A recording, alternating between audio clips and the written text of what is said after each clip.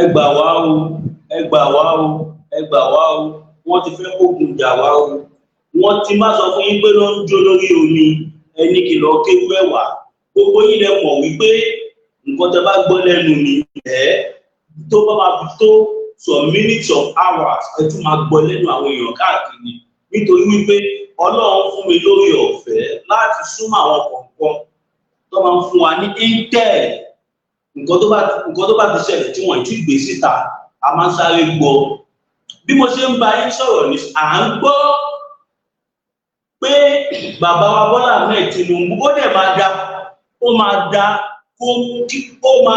kó má nà fẹ́ sọ dòfin wọ́n ní bàbá wa Bọ́lá Ahmed Tinubu wọ́n fẹ́ kó gbogbo ilẹ̀ Yorùbá lé Fúlàní lọ́wọ́ wọ́n fẹ́ sọ gbogbo àwa ọmọ Yorùbá di ẹrú Fúlàní wọ́n fẹ́ sọ gbogbo àwa ọmọ Yorùbá di ẹni tó máa ṣe kúbẹ́kúbẹ́ lábẹ́ Haúsá àwa ò ní tọ́lọ́ rí ètí ẹ̀.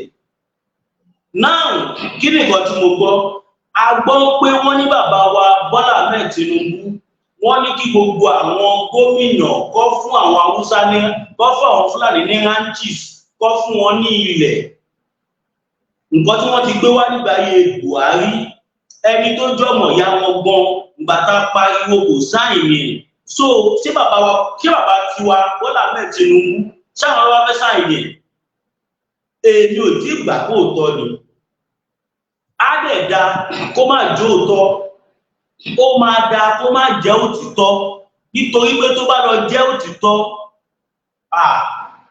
bàbá à ń rí yín bí bàbá ẹ fẹ́ jẹ́ ká bẹ̀rẹ̀ sí ní rí yín bí ọ̀tá wa nìyẹn torí wípé àwọn Fúlàní ibi tí màálù wọn bá wà ló máa ń sá pamọ́ sí ni wọ́n á ti máa ṣiṣẹ́ bí wọn and again rearing of cow is a private business ẹni tó ń ṣe private business yẹ a lè torí pé yàn ṣe private business yẹ kọ́ máa fi tí wọ́n ń kọ̀ bí nẹ́ta wà yòókù tó bá fẹ́ sin màálù kó lọ sí ilẹ̀ Haúsá ẹni tó bá ń kó fẹ́ sin màálù kó lọ ralẹ̀ ẹ gbọ́ mind you ẹ̀yin bàbá wa ilẹ̀ rántí ẹ má talẹ̀ fáwọn olórí burúkú ìwọ ẹ má talẹ̀ fáwọn wèrè yìí mọ́ ẹni tó bá fẹ́ sin màálù kó lọ sin màálù ní Kaduna ẹni tó bá fẹ́ sin màálù kó lọ sin màálù ní Maiduguri kó lọ sin màálù ní Kano ó wà very very ridiculous kí gọ́ọ̀mẹ̀ntì sọ pé torí pé àwọn kan ń ṣe ìkọlù sí wa nílẹ̀ Yorùbá àwa gbọ́dọ̀ fún wọn nílẹ̀ pé kó lè stop it is very very ridiculous ó ti wà over it is too ridiculous pé kí ló ṣẹlẹ̀ sáwọn security wa kí ló ṣẹlẹ̀ sáwọn security wa tí wọ́n lè kojú àwọn kan tíṣẹ́ bí yẹn tó wá jẹ́ ilẹ̀ la máa fún wọn ṣé tá bá wá fún wọn lẹ́tọ̀ọ́ ṣé yẹn ló máa ní custom mọ̀ pé tẹ́ bá ti fún wọn nílẹ̀ ibi ilẹ̀ tẹ́ bá fún wọn ni wọ́n máa store àwọn nǹkan ọjà ogun wọn sí wọ́n á dẹ̀ máa ṣe ìkọlù sínú ìlú wọ́n á wá sọ pé ṣèbẹ̀rẹ̀ páwọn kúrò mi báyìí ìgbà yẹn gan ló máa worst ó dàbí pé ẹ fẹ́ mọ̀ọ́mọ̀ kò ogun jà wá ni torí pé wọ́n wà nínú gbó lọ́ọ̀lọ́ọ̀lọ́ọ̀lọ́ọ̀lọ́ọ̀lọ́ wọ́n wá ń pa wá mọ́nú ẹ fún wa ní kí àwọn gómìnà lu agbára kọ́ kí a yọ̀ǹda ilẹ̀ wa fún wọn níbo ló ti ṣe wú ẹ̀ who does that ṣé tí Fúlàní bá ta màálù ṣáwa ló ń kó wẹ́ẹ̀fù ni bàbá wa Bọ́lá Ahmed Tinubu mo fọlọ́ bẹ̀ yìí ẹ̀yin náà mọ̀ pé wọn kò làwọn ará bíi ẹ mọ̀ pé kò sí bó ṣe máa ṣèbò lówó ó máa padà rùn gbẹ ẹ mọ̀ ṣe rí pé àwọn àgbààgbà wọn Fúlàní èmi mọ̀ pé mítìn tẹ́ lọ ṣe pẹ̀lú àwọn bàbá yìí èmi gbọ́ pé àbọ̀ mítìn tẹ́ lọ ṣe pẹ̀lú Babangida nìyẹn àwa dẹ̀ ń sọ fún yín àwa tá jọmọ yín tá nífẹ̀ẹ́ bàbá Bọ́lá Ahmed Tinubu àwa ń sọ fún yín wípé ẹ má jẹ́ kó fún wọn ní ilẹ̀ kankan àbọ̀wọ̀ máa fún wọn nílẹ̀ wọ́n wọlé sí wa lára nìyẹn ìgbà tí wọ́n ti fún wọn lẹ̀ náà ṣé wọ́n fi tipátipá gbà ní. Why is it hard fún Nigerian army láti carry out duty wọn. Kí ló dé tí ẹ ò lè fún Nigerian army láyè láti ṣiṣẹ́ wọn? Àwọn wo ni wọ́n ń dì wọ́n lọ́wọ́ mú? A ti gbà pa láàrin Ọ̀nà Kakanfò nílẹ̀ Yorùbá. A ti gbà pé a ò ní ọmọ akin ní lẹ́yìn Chief Sunday Igboho. Ẹni tó lè jẹ́ Chief Sunday Igboho òun náà làwọn wèrè yìí tún fẹ́ para wọn torí ẹ̀. Ẹ̀yin náà ẹ wò ó, ṣé Chief Sunday Igboho lè wálé? Káwọn àgbààgbà yẹn fún yín ní option tó fún yín yẹn. Wọ́n fún yín ní option pé tẹ́bà fẹ́ jẹ́ kí ìlú máa dàrú mọ́. Àwa gbọ́ náà. We heard about it.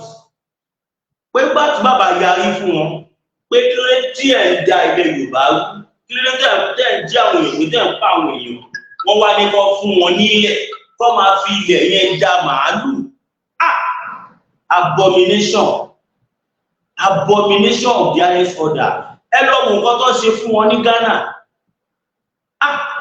Ọ̀gá ọlọ́pàá ló dìdí pàṣẹ, ó dá àwọn àmì sínú gbogbo. Ó ní anybody tẹ́ bá ti rí ẹ má waste time. Ó dẹ̀ make sure anybody know wọ́n wọ gbogbo ní Ghana. Gbogbo àwọn olóyìn búkú Fulani náà ni wọ́n fọ gbogbo wọn mọ́. Ẹ lọ sí Ghana sí. Ghana is enjoying one of the best security in Africa. Ẹ lọ sí Ghana. Orí burúkú táwọn Fulani tí wọ́n dánwò yìí, wọ́n lè dánwò ní Kotonu bẹ̀yẹ. Ọmọ aláyà, àwọn àgbààgbà wọn wá ń sọ fún bàbá wa Bọ́lá Ahmed Tinubu pé kán fún wọn nílẹ̀, pé tó bá ti fún wọn nílẹ̀. Kẹ́yìn ìwé bá wa kọ sí comment section, ṣé tó bá fún wọn nílẹ̀? Ṣé kán fún wọn nílẹ̀ ní solution? Ṣé tó bá fún wọn nílẹ̀, ṣé ìwà ìpààyàn, ìwà ìjínigbé yẹn ṣó máa kúrò lára wọn ni? Inú ẹ̀jẹ̀ wọn ló wà. Kò ń ṣe pé wọ́n ń ṣe bísínẹ́sì màálù, wọ́n fi màálù bojú ni. Everybody knows that. Pé àwọn tó ń da màálù káàkiri gbogbo yẹn, their business is for jíyàngbé. Ẹ̀wẹ̀ dẹ̀ fi kọ́kọ́ wọn. That is what they are trained to do. Ẹ jẹ́ n play fídíò kan wọn tó ń jẹ́wọ́ tó ń confirm ẹ̀ pé àwọn òmò kankan nípa akọ́pá àyọ̀kọ́ ṣe kìíní kan pé ìgbé Buhari ló ní kó tírénì àwọn kọ̀ọ̀kan kọ́kọ́gbọ̀n fún àwọn káwọn àdàlú. Tàbá ń sunkún àmà ríran. Mo dẹ̀ mọ̀ kí bàbá wa Bọ́lá Ahmed Tinubu náà wọ́n á ti rí fídíò tí mo fẹ́ fi hàn yìí. Idan ba gwamnati ta daure man wanda yake cikin daji ya ta'addanci ba, Allah ubangiji ya tsine man, Allah dauki rayuwa ta a wurin nan.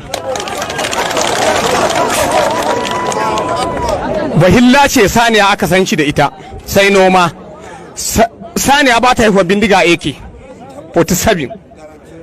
Bahilla ce bai da makera da zai kera bindiga AK-47. Gwamnati ke turowa har muka samu. Mu kuma wallahi dalilin da ya sa billahi lazi shekara na 7 ina makarantar allo, amma lokacin da na dawo na tsinci kaina a cikin wannan abun wallahi ina mamaki, kullum ina tunanin rayuwata saboda mahaifa na akalla a kasar dan banga da su. Bẹ́ẹ̀ náà tún rí bẹ́ẹ̀ bọ̀bọ́ yẹn fi Ọlọ́run búra, ó ní dáadáa lásán lòun, ó náwọn òmò kankan. Ó ní Buhari àtàwọn àgbààgbà Fulani àwọn lọ́tírẹ̀nì àwọn bí wọ́n ṣe ń hùwà ibi tí àwọn ń hù yìí. Bàmá fi ẹ̀wà báwọn lọ́tírẹ̀nì àwọn ní ìwà ibi tí àwọn ń hù yìí. Náà ẹni tó lè ní confidence ó lè sọ wípé wà ìṣúta lẹ́mọ̀ pé ó mọ̀ nǹkan tó ń sọ. Bọ̀táwà bá ń sọ̀rọ̀ kẹ máa ń yíwa bí pé a ò nǹkan tá à ń ṣe, ẹ tún ọ̀rọ̀ yẹn gbọ́. Idan ba gwamnati ta daure man wanda yake cikin daji ya ta'addanci ba, Allah ubangiji ya tsine man, Allah dauki rayuwa ta a wurin nan. Bahilla ce saniya aka san shi da ita, sai noma. Saniya ba ta haihuwa bindiga AK-47. bahilla ce bai da makera da zai kera bindiga AK47 gwamnati ke turowa har muka samu mu kuma wallahi dalilin da ya sa billahi lazi shekara na 7 ina makarantar allo amma lokacin da na dawo na tsinci kaina a cikin wannan abun wallahi ina mamaki kullum ina tunanin rayuwata saboda mahaifa na akalla a kasar dan banga da so ṣe bẹ́ẹ̀ mo tukọ̀ tọ̀mọ́ ẹnu mi kí lè ráyè sọ̀rọ̀ dáadáa. Now look at it. Ọmọ Yorùbá a ti finá sóòrùn lè sùn. Nísìnyí báyìí bàbá wa fẹ́ fọwọ́ ara wọn fẹ́ fi fa ogun wọlé. Àwọn tó wà nílùú wọn tó mú àwọn èèyàn wá bí kọ́ wá ṣe wá jàǹbá. Ẹ tún wá ní ká tún wá fún gbogbo wọn ní ilẹ̀ nílẹ̀ Yorùbá tí gbogbo gómìnà ilẹ̀ Yorùbá fún wọn mo tiẹ̀ jẹ́rìí àwọn ọmọ yìí. Mo jẹ́rìí wọn ọ̀rọ̀ tẹ́ ẹ̀ sọ yẹn kọ́ máa sọ́kàn fáàmù pé tẹ́ ẹ sọ yẹn pàpọ̀ ara yìí lẹ̀ sọ sí gbogbo alágbọ́rọ̀ tá a ṣàrídò kún bọ̀ sọ́jọ́ kìíní àná ẹ mọ̀ pé tẹ́ bá fún wọn nílẹ̀ tó bá jáwọn 20 lẹ̀ fún nílẹ̀ kẹ́mọ̀kọ́ ti di 2000 bẹ́ẹ̀ torí wọn á lọ máa kóra wọn wá á wá di pé wọn wá dominate gbogbo ilẹ̀ Yorùbá. Why must we give them land? Ẹ bá wa bí bàbá wa Bọ́lá Ahmed Tinubu kí ni ìdí ṣé gọ́ọ̀mẹ̀ntì ló fẹ́ ta màálù ni àbí ṣé gọ́ọ̀mẹ̀ntì ló ń sin màálù ni gọ́ọ̀mẹ̀ntì la mọ̀ tó lè lọ́wọ́ mú kan tó bá rùn Fúlàní àtọ̀húnwà à ń fàsìkò ibẹ̀ gbogbo ẹ̀yin ìyá àti bàbá wa tó jẹ́ lóòótọ́ lẹ nígbàgbọ́ nínú ọ̀rọ̀ Yorùbá nation tó jẹ́ lóòótọ́ lẹ́fẹ́ jẹ́ kí ilẹ̀ Yorùbá bọ́ lóko ẹrú à ń fi àsìkò yìí bẹ̀ wá ẹ jọ̀ọ́ nítorí Ọlọ́run ẹ bá wa share fídíò ìkó lọ viral torí pé ó ti ń débi tí ó ti fẹ́ lápẹ̀rẹ̀ báyìí ó ti ń débi tó ti fẹ́ lápẹ̀rẹ̀ à ń sọ pé àwọn èèyàn ń pa wá kẹ bá wa dẹ́kun wọn ẹ ṣe kọ́kọ́ sí yẹn ẹ wá ń sọ pé ká fún wọn nílẹ̀ who does that? Ẹ máa fún wọn kí wọ́n máa lọ bẹ́ẹ̀. Who does that? Kí la ní Nigerian army fún? Àbí ṣé Nigerian army ṣé election nìkan lọ wà fún mi? Kí la ní DSS fún? Ṣé tó bá fẹ́ intimidate èèyàn nìkan ni wọ́n wà fún mi? Ṣé tó bá fẹ́ ní kọ́ lọ ká yàn mọ́lé nìkan ló wà fún mi? Aṣáàmọ́ bọ́ ṣe bọ̀m̀bá àdílé Sunday Igboho jọ́ kìíní àná. Ṣé wọ́n ní strength yẹn mọ́ ni? Kọ́wọ́ gbogbo náà ṣé gbogbo àwọn fọ́ọ̀sì gbogbo Nigerian army ni o DSS ni o immigration ni o custom ni o Nigerian police force ni o gbogbo wọn bẹ́ẹ̀ ẹ kó gbogbo wọn pọ̀ ẹ tẹ́bà ókè tẹ́ bá sọ pé kìnnìkan iṣẹ́ kí ló ń ṣe gangan ṣé wọn ní drone ni ṣé wọn ní fighter jet ni ṣé wọn ní armor tank ni ṣé wọn ní bazooka ni irú weapon wo ni wọn ní ṣe lọ gbogbo wa la mọ̀ pé Nigerian army is one of the best army in the world then kí ló wá dé tí wọn lè lo power yẹn láti fi gbà wá lóko ẹrú.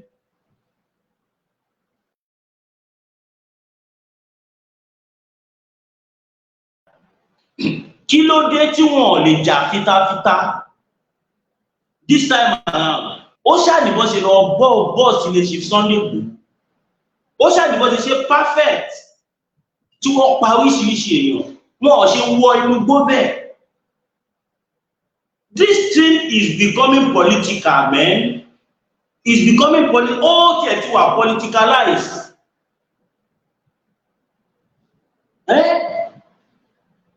Ẹ wá sọ gbogbo nǹkan ní Nàìjíríà ẹ sọ di politics.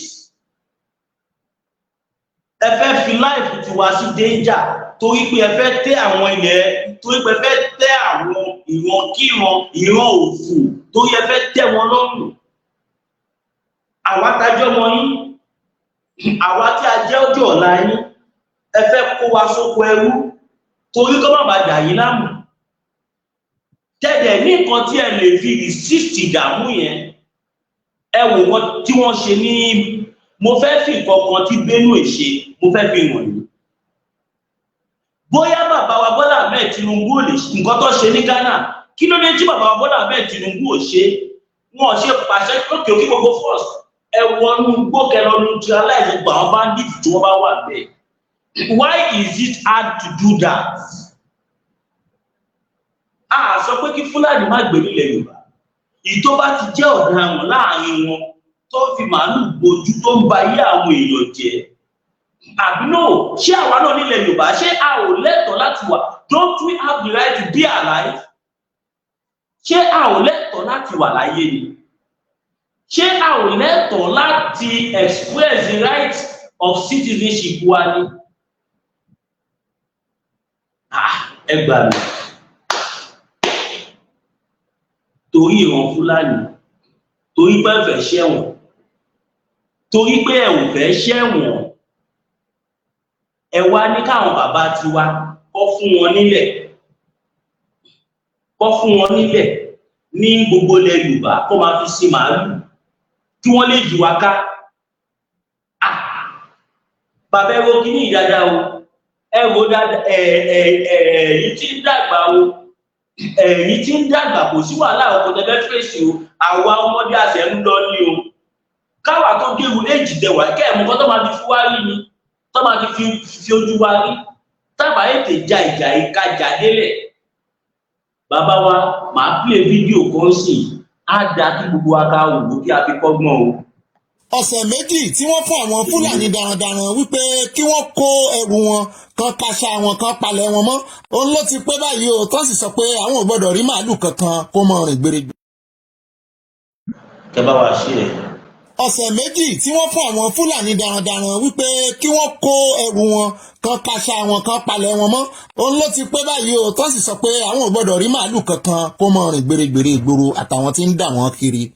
bẹ́ẹ̀ náà sì ni ọ̀gá ọlọ́pàá ọ̀gá iléeṣẹ́ ológun àti àwọn road safety àtàwọn civil defence àti gbogbo ẹ̀ṣọ́ aláàbò pátápátá ni wọ́n péjú síbẹ̀ tí wọ́n sì sọ wípé ohun tí gómìnà sọ làwọn ṣe o pé àṣẹ ti gùn. The anti-open grazing law, regardless of your background or wherever you come from, the full weight of the law will be brought to bear on you. I must say this for emphasis. The grace period for the non-kinetic approach elapsed yesterday, and I'm assuring you the security agencies, Operation White Stroke and other security agencies operating within the state will implement the full directive of the state. ẹ̀yin ọmọ Yorùbá ẹ mọ́ ṣàṣùpìyè ẹ bá wa pín fídíò yìí kó kálé kó ká oko kó dé ọ̀dọ̀ àwọn gómìnà wa pàápàá jùlọ àwọn gómìnà ní ìpínlẹ̀ Yorùbá. ẹjọ́ abẹ́lẹ̀ ṣe àwòkọ́ṣe nítorí pé ìpínlẹ̀ Benue lélẹ̀ ti ṣẹlẹ̀ tí gómìnà wọn sì yarí wípé òun ò ní gbà kí àwọn Fúlàní darandaran kan máa pa àwọn èèyàn wọn pàápàá jùlọ àwọn àgbẹ̀ àwọn nípakúpa mọ́. bẹ́ẹ̀ náà sì ni àwọn ẹ̀ṣọ́ aláàbò ti yarí pàápàá jùlọ àwọn ológun wípé wọ́n lè fi àwọn joyè àwòdì káwọn mọ́ lè gbé adìyẹ wípé ìṣekúṣe rándanrandan tí àwọn darandaran Fúlàní ń ṣe ó ti tó gẹ́. The 14 days ultimatum did not cover those guys, and as I speak to you, Operation White Stroke have brought sanity and normalcy to that local government. The place is calm now. Those who came in to do that have been taken care of. Yorùbá ẹ tají ẹjí lójú oorun ẹ mọ́ ṣàṣùpìyè àwọn gómìnà yòókù nípínlẹ̀ gbogbo wọ́n ti ń gbé ìgbésẹ̀ wò pé àwọn ò ní gbà pé kí àwọn Fúlàní burúkú yìí kí wọ́n ba ìlú àwọn jẹ́ nítorí pé ọ̀pọ̀lọpọ̀ gbogbo ìjàmbá tó ń ṣẹlẹ̀ láti ọwọ́ wọn ló ti ń wá àti wípé wọ́n ń lo àǹfààní wípé wọ́n ń da ẹran káàkiri tí wọ́n sì ń wọ inú igbó eléyìí ni wọ́n fi ń ṣe sùtá fún àwọn ènìyàn. wọ́n láwọn ò ní gba eléyìí mọ́ àwọn ò ní máa wò kí tàlùbò kó kó wọ ojú àwọn àti wípé ọ̀sẹ̀ méjì ìyẹn ọjọ́ 14 táwọn fún wọn ó ti kásẹ̀ ńlẹ̀ wọ́n sì láwọn òdòdó rí màálù wọn kankan mọ́ nígboro ayé. ẹ bá pín fọ́nrán yìí káwọn gómìnà Yorùbá náà kan gbégbèsè wò ẹ mọ́ sùn o. ṣé iná ti rí fídíò yẹn kí ló le jù tí stéètì kan lábẹ́ Nàìjíríà tó bá lè ṣe ìwélé kí ló wá le láti fún ẹni tó jẹ́ president láti lo irú páwà yìí kí ló lè fún president wa láti lo ọ́fíìsì wọn láti lo ipò tí wọ́n lò láti fi secure ilẹ̀ Yorùbá. Yes, lóòótọ́ a ò lè sọ pé kó fèsì ilẹ̀ Yorùbá nìkan torí pé pírẹsidẹ́ǹtì gbogbo Nàìjíríà ni wọ́n accepted. A wá lè torí pé wọ́n jẹ́ pírẹsidẹ́ǹtì Nàìjíríà ìkan náà yìí káwọ̀ wá máa fẹ̀mí wa wéwu, because nǹkan tí wọ́n fẹ́ ṣe Buhari ti gbé wá tẹ́lẹ̀ tí gbogbo wa pariwo ta reject ẹ̀. A lè mọ̀ kí bàbá Tinubu tó bá ti lè sọ̀kọ́ báyìí kíní yẹn wọ́n á fẹ́ bu ọ́nù. Àwa dẹ̀ máa advice wọn torí nǹkan táwa ń rí àwọn ò rí, nǹkan tí àwa ń rí àwọn wọn ò rí, so ó bẹ́tà kọ́ máa kó wa sóko ẹrú o. Brother, you are all well done, thank you. Ó máa bẹ́tà kọ́ máa kó wa lọ sí official oko ẹrú Fúlàní. Ìtawànú èyí àìdí bọ̀ ń bẹ̀. Wọ́n sì wà nínú igbó wa, wọ́n ṣe wá ń jàǹbá. Tó bá wá súnmọ́ wa, kílẹ̀ òkú máa ṣẹlẹ̀. Ẹ ká díẹ̀ ká polówó ọjà, ká bá dé ká wá bọ́ sí next line of action. Ọlọ́run. Bitter tea ẹkùn tí ń wọ̀yá àjà pẹ̀lú àwọn kíndìnrín tó ní stone nínú ìyẹn kidney stone yóò mẹ́ẹ̀tì ẹ̀ tẹ́sí yádànù nínú àgọ́ ara yín. Òun kan náà ló ṣiṣẹ́ fún liver ìyẹn àìsàn jẹ̀dọ̀jẹ̀dọ̀, a sì tún máa ṣiṣẹ́ fún ààtì ìyẹn ìṣòro àìlèmí sókè sódò dáadáa. Láàólà bitter tea ló tún ṣiṣẹ́ fún ìfúnpá gíga ìyẹn high blood pressure. Bákan náà gbogbo ẹ̀yin tẹ́ ẹ bá ní ìṣòro ìsétọ̀ tí a mọ̀ sí prostate cancer, gbogbo àwọn àìsàn tá a là kalẹ̀ yìí pátápátá òun ni láàólà Agba bitter tea yóò bá wà yá àjà. Ìṣòro ara ríro ńkọ́ láàólà bitter tea òun ni kẹ́ ẹ gbẹlura láti wá rí egbòogi láàólà bitter tea rà. Àbí tẹ́ ẹ bá fẹ́ mọ ibi tí wọ́n tẹ̀dó sí ẹ mẹ́sẹ̀gì wọn lórí àwọn WhatsApp numbers yìí +44742452737 àbí àwọn Nigeria numbers yìí 08033194355 tàbí 08026265000. Kò bára rí ẹ̀rí inú ẹ̀jẹ̀ ti kàn jẹ̀gbọ̀n lọ́wọ́ láàólà bitter tea gbẹ̀lura kò rí yàtọ̀ bẹ̀.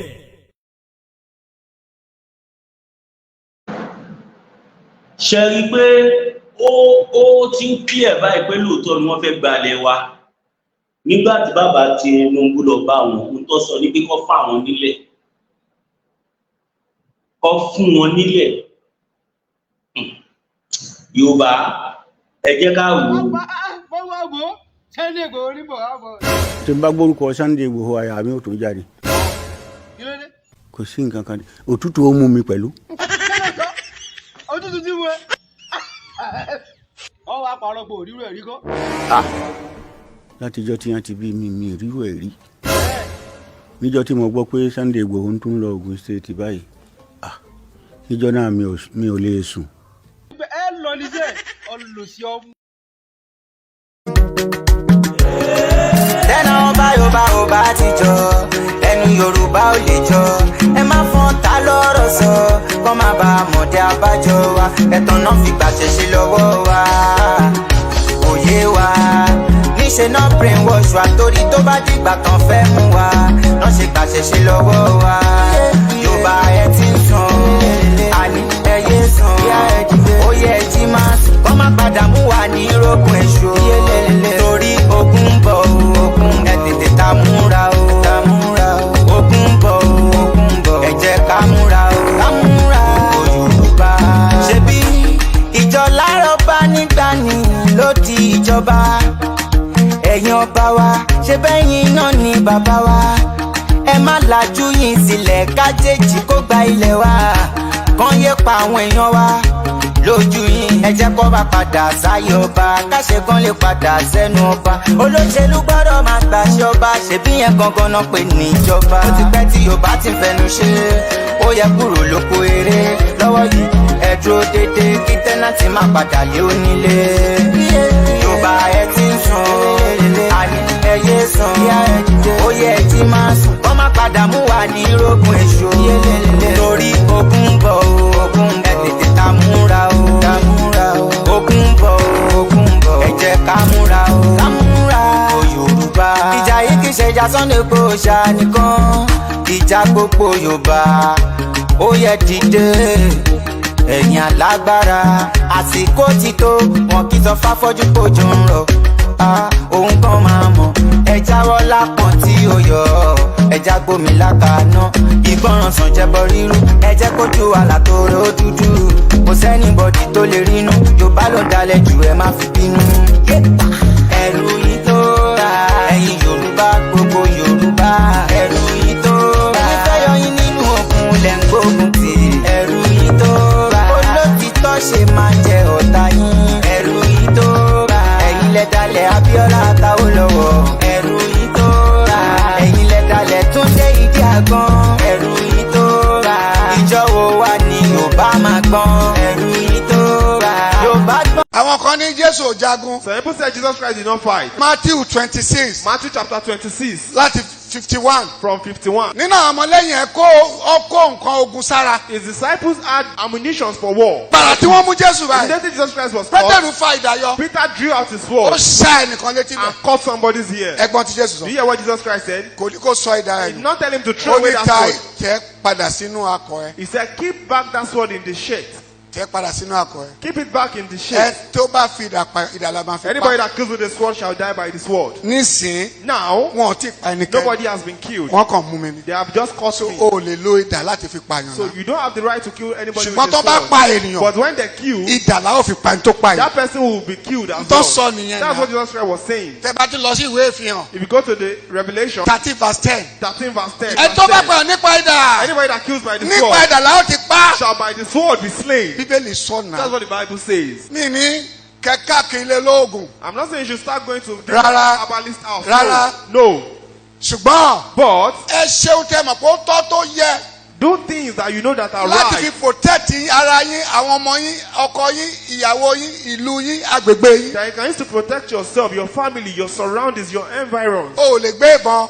If you cannot bear arms, bíbélì sọ pé ká padà sí ilé. but the Bible says we should go back pé home. ká fi ẹ̀kọ́ Kristi tì ná. Set aside the teachings of ká Christ. padà sí Let ilé. us go back ṣé home. bínú bíbélì ló wà. Is it not in the Bible? Hébérù 6 verse 1. Hebrews chapter 6 verse 1. ṣùgbọ́n But ó ní ẹ padà sílé. he said go back kẹ́ home. ṣe pípé. Do the perfection. kí ni pípé. What is the perfection? kí ni pípé. What's the perfection? ó ní ṣùgbọ́n He said but ẹ má lò nípa ti èṣù. don't use it in the ẹ ways of the ṣe devil. pẹ̀lú pàtì Ọlọ́run. Do it in the ways of God. má ṣe ògùn tó máa bá tiyan jẹ́ má ṣe tó máa pàdìyàn. má Don't ṣe do tó máa things that bẹ́ẹ̀. will destroy people's life. That will ṣùgbọ́n kill people. àkókò ẹ̀ nìyí o. But this is the time. àkókò rẹ̀ nìyí. This is the time. àkókò tá a máa tọ́jú ara wa This is the nìyí. time to take care of ourselves. Jésù ni mo wá nípa tara. Jesus Christ said, mo wá I came nípa physically tẹ̀mí. and spiritually. nípa tẹ̀mí là ń bá lọ tẹ́tẹ́lẹ̀. We are going but to báyìí sí but now nípa tara. we have to go in the physical. mo ti Jésù sọ nìyẹn. That's what Jesus Christ said. mi ò ní olóṣàyà gbàgbà. I'm not saying you should be audacious. rárá o. No. ṣùgbọ́n But try tí ò bá bọ́ sí gbà náà. if it does not work after you've tried your best, ó kù sọ́wọ́ Ọlọ́run. then it is left to God. iṣẹ́ àwọn àpọ́sù Acts of the Apostles, 19 chapter 19, verse 12. verse 12. Pọ́ọ̀lù Paul, ó lo bàǹtẹ́. he used an kí ni apron. bàǹtẹ́ yẹn. What's that apron ó for? fi hílì àwọn He ènìyàn. was using it to heal people. ó yàtọ̀ sí pé lórúkọ Jésù. It is different.